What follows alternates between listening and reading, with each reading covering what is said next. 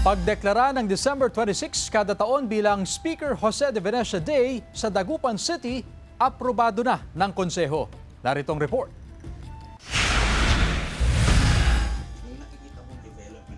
Aprobado na ng Sangguniang Panlungsod ang isang ordinansa upang formal at opisyal na ideklara ang December 26 ng kada taon bilang Speaker Jose de Venecia Day sa Dagupan City. Layo nitong kilalanin ang buhay, pamana at kontribusyon ni Speaker JDV. Ipinanganak si Speaker Jose de Venecia Jr. noong December 26, 1936 sa Barangay Pogo Grande, pero kalaunay nanirahan sa Barangay Bunuan, Binloc. Karangalan daw ng buong lungsod ang kanyang naging serbisyo bilang 7-term congressman at 5-time Speaker ng House of Representatives. Ipagbubunyi ng Dagupan dahil may isang Speaker de Venecia na naging bahagi po ng kasaysayan, hindi lang ng lungsod ng Dagupan kundi ng ating bansa.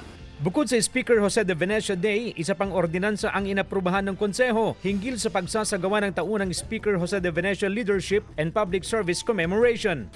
Gagawa po ng mga activities and programs na aalalahanin at maaalala ng mga kabataan ng mga taga dito sa Dagupan at sa mga darating pang mga henerasyon kung sino si Jose de Venecia dahil napakalaki po ng kanyang contribution sa ating pong pag-unlad. Hindi nakasaad sa ordinansa kung magiging local holiday ang December 26 sa Dagupan City. Pero pwede naman daw humingi ng presidential proclamation kay Pangulong Ferdinand Marcos Jr. para rito. Kahit patay na po siya, parang siya pa rin ang nasa isip po namin. Yung trabaho po niya, malinis. Maganda lahat ang mga ginawa niya dito sa Pangasinan. Pumanaw si Speaker Joe noong February 10, 2026 sa edad na 89. Ang pagpanaw raw ni JDV ay malaking kawalan hindi lamang ng mga taga-Dagupan kundi ng buong sambayan ng Pilipino. Kasama si Ron Taniedo, CJ Torida, One North Central Luzon.